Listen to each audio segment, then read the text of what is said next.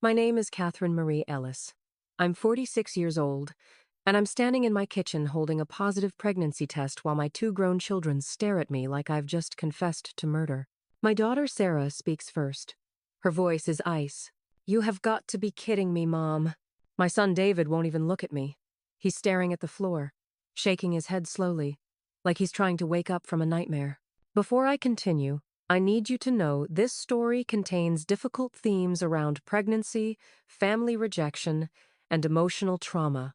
Some names and details have been changed for safety. I never imagined I'd be here. Not at 46. Not with my children looking at me like I'm a stranger. But here I am.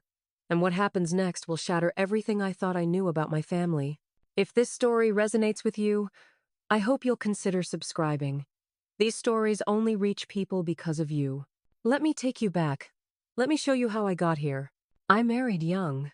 Too young, probably. I was 22 when I had Sarah. 24 when David came along. My husband Mark and I built what I thought was a perfect life. Soccer games, piano recitals, family dinners every Sunday. But perfect was a lie. Mark left when the kids were in high school. He said he'd been unhappy for years. I found out later there was another woman. There's always another woman, isn't there? I threw myself into being a mother. I worked 2 jobs to keep the house. I made sure my kids never missed an opportunity because of money. I sacrificed everything. And then 3 years ago, I met someone who changed everything. His name was Thomas. He was 51, divorced, no children of his own. He had kind eyes and a gentle laugh, and he looked at me like I was the most beautiful woman in the world. I hadn't felt beautiful in years. We dated quietly at first. I wasn't sure how my kids would react. Sarah was 24 by then, living in the city with a good job. David was 22, just finishing college. I thought they'd be happy for me. I thought they'd want their mother to find love again. I was wrong. Sarah came home for Thanksgiving that first year I was with Thomas. She watched us together. She watched how he pulled out my chair, how he touched my hand, how he made me laugh. After dinner, she pulled me aside. "Mom, how long have you known this guy?" 8 months, I said. She crossed her arms. "Don't you think you're moving a little fast? I mean, Dad's only been gone a few years." I felt my stomach drop. "Sarah, your father left me. He chose to leave. I'm allowed to move on." She didn't say anything else that night, but I saw the way she looked at Thomas, like he was an intruder, like he didn't belong. David was harder to read. He shook Thomas's hand, made polite conversation, but he kept his distance. I told myself they just needed time. They'd come around, right? 2 years passed. Thomas and I grew closer. He moved into my house. We talked about the future. We talked about growing old together. And then, right when everything felt settled, my body decided to throw a curveball I never saw coming. It started with exhaustion. Bone-deep exhaustion that coffee couldn't touch. I figured it was stress. Maybe perimenopause. I was 46 after all. Things were changing. Then came the nausea. Waves of it, hitting me at odd hours. I couldn't keep breakfast down for a week. Thomas was worried. He kept asking if I was okay. "I'm fine," I told him. "Probably just a bug." But something in the back of my mind whispered a different possibility. A possibility so absurd I almost laughed out loud. I bought the test as a joke almost. Something to rule out so I could move on and see a real doctor. I peed on that little stick and set a timer on my phone. 3 minutes felt like 3 hours. When I looked down and saw those 2 pink lines, the world tilted sideways. That's impossible, I thought. I'm 46. This doesn't happen. But the test disagreed. I took another one. Same result. I took a third one the next morning. Same result. I sat on the bathroom floor and stared at those 3 positive tests lined up on the counter like little soldiers. And I cried. Not sad tears. Not happy tears. Just overwhelmed tears. The kind that come when your brain can't process what's happening. Thomas found me there. He saw the tests. He didn't say anything at first. He just sat down next to me on the cold tile floor and held my hand. Finally, he spoke. "Kath, is this real?" "I think so," I whispered. He was quiet for a long moment. Then he looked at me with those kind eyes. "What do you want to do?" And that's when I knew. I knew before I could even form the thought into words. "I want to keep it," I said. "I want to have this baby." Thomas squeezed my hand. "Then that's what we'll do." I scheduled an appointment with my healthcare provider that same week. She confirmed what the tests already told me. I was pregnant. About 7 weeks along. She was honest with me about the risks. Pregnancy after 40 comes with complications. Higher chance of certain issues. More monitoring required. More uncertainty. "But Catherine," she said, "women your age have healthy pregnancies every day. We'll watch you closely. We'll take it one step at a time." I left that appointment feeling terrified and hopeful, and a million other emotions I couldn't name. Now I just had to tell my children. I thought about how to do it for days. I practiced speeches in the mirror. I imagined their reactions. Tried to prepare for every scenario. Nothing could have prepared me for what actually happened. I invited Sarah and David over for dinner. Thomas offered to be there for support, but I thought it might be better if I told them alone first. I didn't want them to feel ambushed. We sat at the kitchen table, the same table where I'd helped them with homework, where we'd eaten 1,000 family meals, where I'd held them when they cried about broken hearts and failed tests. "Mom, you're being weird," Sarah said. "Just tell us what's going on." I took a deep breath. "I'm pregnant." Silence. Complete, suffocating silence. David laughed. Actually laughed. "Good one, Mom. What's the real news?" I didn't laugh. I didn't smile. His face changed. "Wait, you're serious?" "I'm serious." Sarah stood up so fast her chair scraped against the floor. "How is that even possible? You're 46 years old."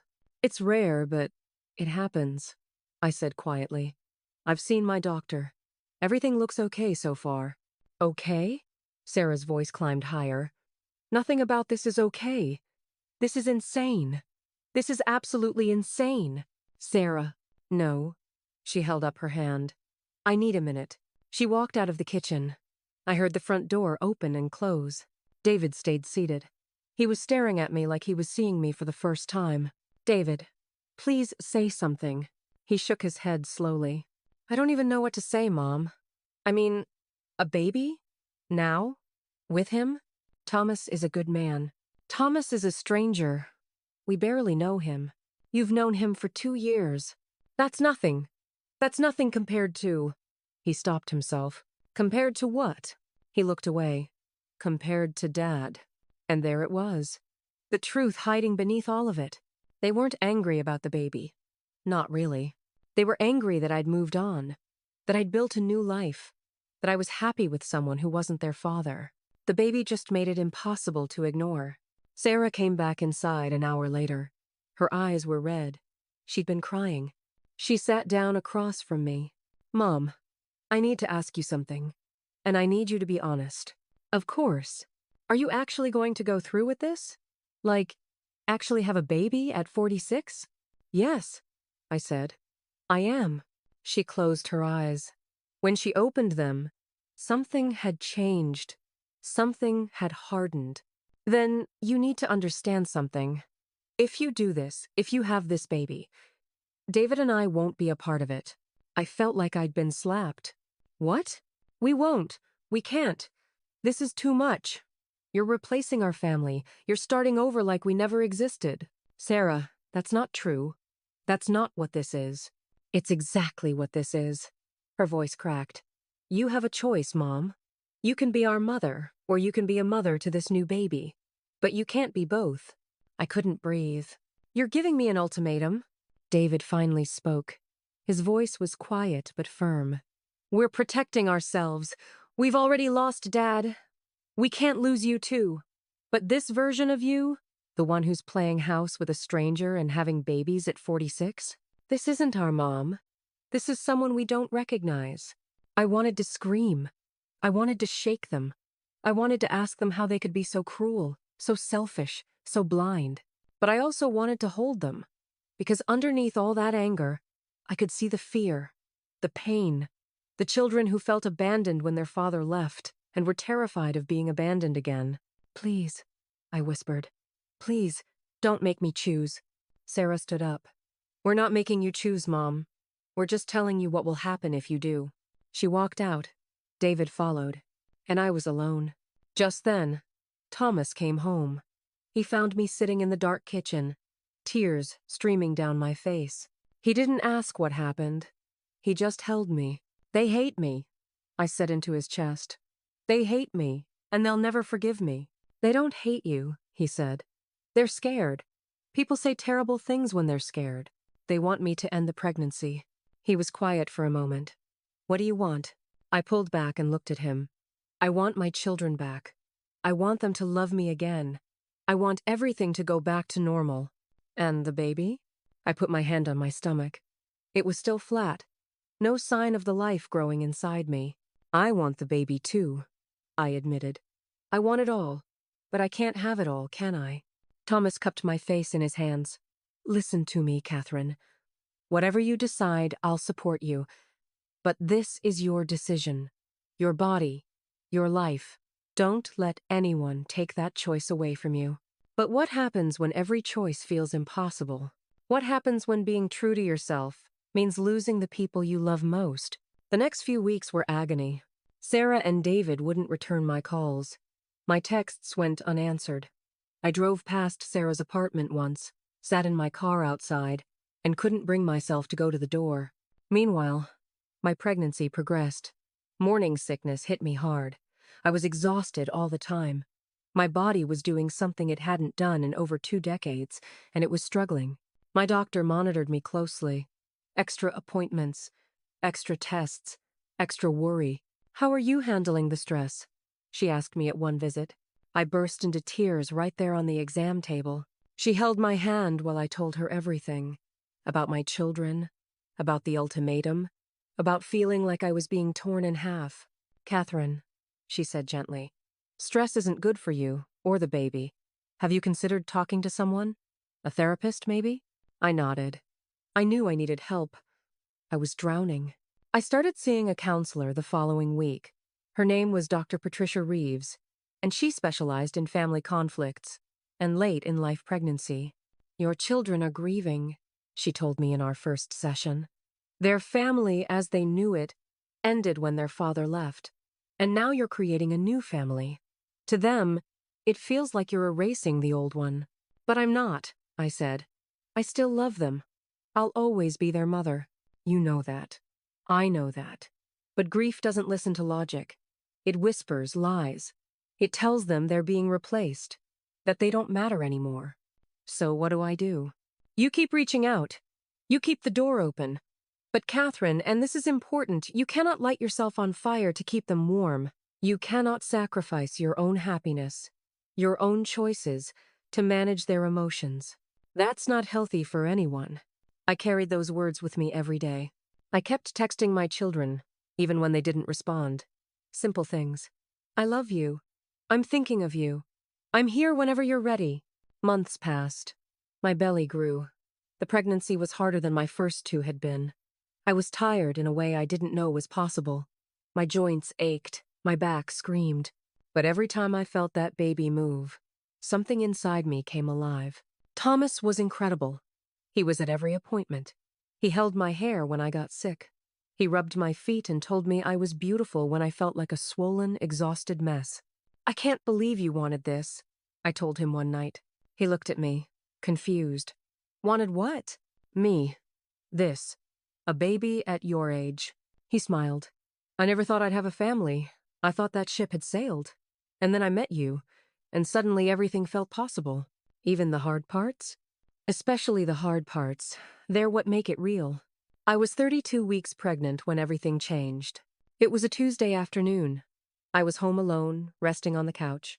Thomas was at work. The house was quiet. My phone buzzed. A text message. It was from Sarah. My heart stopped. She hadn't contacted me in 4 months. I opened the message with shaking hands. We need to talk. Can I come over? I typed back immediately. Yes, please. Come anytime.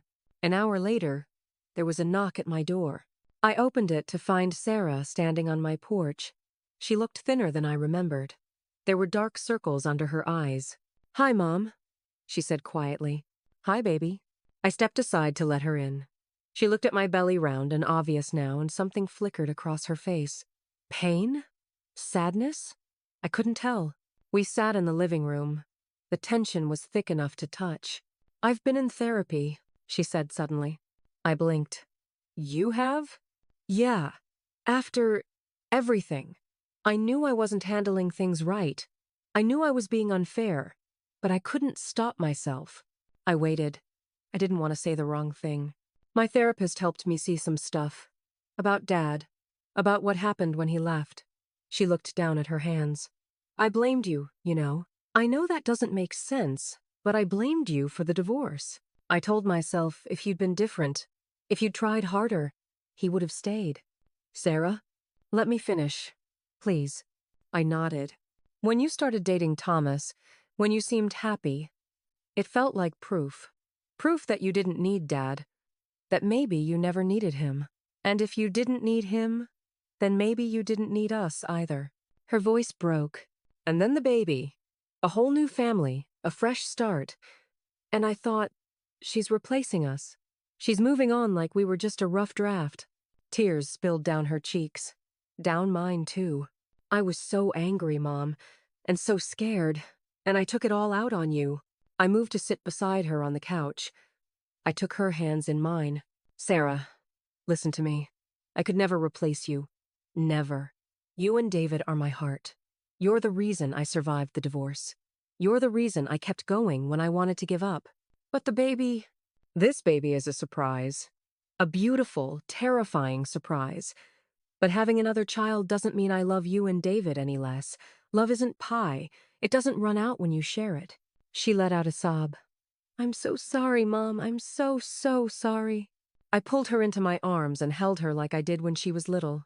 When scraped knees and hurt feelings could be fixed with a hug. I forgive you, I whispered. I forgive you. And I love you. And nothing is ever going to change that. We sat like that for a long time. Crying. Healing. Rebuilding something I thought was broken forever. Finally, Sarah pulled back. She looked at my belly again, and this time there was something different in her eyes. Is the baby okay? She asked. So far, yes. She's healthy. She's strong. She? I smiled. It's a girl. Sarah's hand moved toward my stomach, then hesitated. Can I?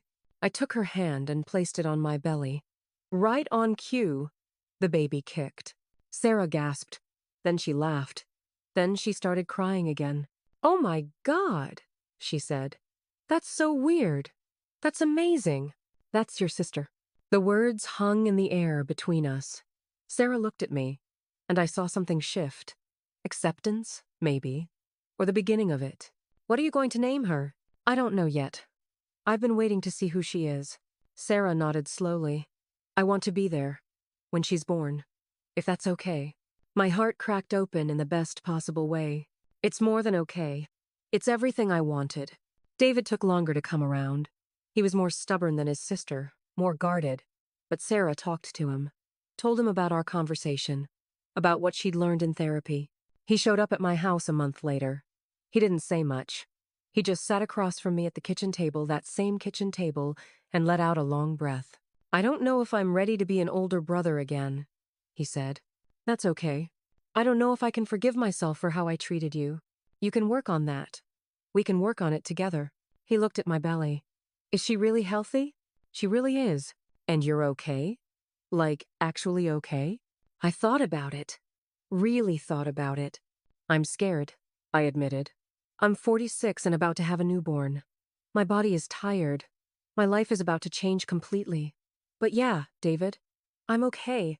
I'm actually okay. He nodded. Then he did something that surprised me. He reached out and put his hand on my belly, just like Sarah had. The baby kicked. He laughed, surprised. She's feisty. She gets it from her mother. He smiled. The first real smile I'd seen from him in almost a year. I'm sorry, Mom. I know, baby, I know. 6 weeks later, I went into labor. Thomas drove me to the hospital while I gripped the door handle and tried to remember how to breathe. Everything was different this time. The monitors, the concern on the nurses' faces, the doctor who kept checking in a little too often. You're doing great, Thomas kept saying. "You're so strong." I didn't feel strong. I felt ancient and terrified and completely out of my depth. But then something miraculous happened. Sarah walked into my hospital room. David was right behind her. "You came," I breathed. "We said we would," Sarah said. "We're here, Mom. We're not going anywhere." They stayed with me through the whole thing. Sarah held one hand. Thomas held the other. David paced in the corner like an expectant father in an old movie. It was hard. Harder than I remembered. My body worked overtime. The monitors beeped warnings. There were moments when I thought I couldn't do it. But then, just after midnight, I heard the most beautiful sound in the world. A baby's cry. They placed her on my chest. This tiny, wrinkled, perfect human being. She had Thomas's eyes and my nose and the tiniest fingernails I'd ever seen. "Hi, baby girl," I whispered. "Hi, I'm your mama." Sarah leaned over my shoulder, tears streaming down her face. "She's beautiful, Mom. You were this small once," I told her. "You and David. Hard to believe." David came closer, peering at his new sister with an expression of wonder. "What's her name?" he asked. I looked at Thomas. He nodded. "Grace," I said. "Her name is Grace. Because that's what this whole journey taught me about. Giving grace to others. Receiving grace when I didn't deserve it. Finding grace in the most unexpected places." Grace opened her eyes and looked at me. And I knew, in that moment, that every bit of pain had been worth it. Recovery wasn't easy. I was exhausted in ways I couldn't explain. Postpartum hormones hit me harder than they had in my 20s. There were nights when I sat alone in the dark, feeding Grace, wondering if I'd made a terrible mistake. But I wasn't alone. Thomas was there, changing diapers and making bottles and telling me to rest. My therapist helped me work through the dark moments. And my children, my grown children, showed up in ways I never expected. Sarah came over every Sunday. She held Grace while I showered, something that felt like a luxury. She told me stories about work and asked for advice about her own relationships. "I want what you have," she told me once. "The ability to start over. To choose happiness even when it's hard." David was more reserved, but he was present. He'd sit with Grace while she napped, scrolling on his phone, just being there. Sometimes, he'd look at her with this soft expression that reminded me of when he was small. "I'm glad you didn't listen to us," he said one day, out of nowhere. I looked up, surprised. "What?" "When we told you to choose. When we gave you that ultimatum." He shook his head. "We were wrong, Mom. So wrong. And I'm glad you were strong enough to see that." I reached out and squeezed his hand. "You were hurting. Hurt people hurt people. I understand that now. Still, I'm sorry. I'll probably always be sorry." Then let the sorry become something else. Let it become love. Let it become showing up for your sister. He looked at Grace, sleeping peacefully in her bassinet. "I can do that," he said. "I want to do that." Grace is 2 years old now. She's walking and talking and getting into everything. She calls Sarah Sa and David Day-E and runs to them with open arms every time they visit, which is often, more often than they visited before all of this happened. Isn't that strange? How something that almost tore us apart ended up bringing us closer together. Thomas and I got married last spring. A small ceremony in our backyard. Grace was the flower girl, dropping petals everywhere except on the aisle. Sarah was my maid of honor. David walked me down the path to where Thomas waited. I looked at my family, all of them, old and new, woven together, and I felt something I hadn't felt in years. Whole. Not perfect. Never perfect. But whole. Sometimes I think about that night in the kitchen. The positive test. The fear in my children's eyes. The ultimatum that felt like the end of everything. They asked me to make an impossible choice. And I did make a choice. Just not the one they expected. I chose to believe that love could grow, that families could expand, that being a mother to one child didn't mean betraying the others. I chose myself, for maybe the first time in my life. And in doing so, I gave my grown children the chance to choose too. To choose growth, to choose healing, to choose a bigger definition of family. They almost chose wrong. We all almost chose wrong. But Grace, real Grace, not just my daughter, has a way of finding us when we're ready. If you're out there, facing an impossible choice of your own, I want you to know something. The people who love you might not understand at first. They might rage and threaten and walk away. But love is stubborn. It fights its way back. So don't let anyone make you small. Don't let fear of losing people keep you from becoming who you're meant to be. Sometimes the path to a fuller life looks like destruction from the outside. Trust yourself anyway. That's what I learned. That's the only thing I know for certain. If this story touched you, I'd love to hear from you in the comments. Tell me, have you ever had to make a choice that others didn't understand? What did you do? And how did it turn out? Your stories matter. Every single one of them. Thank you for listening to mine.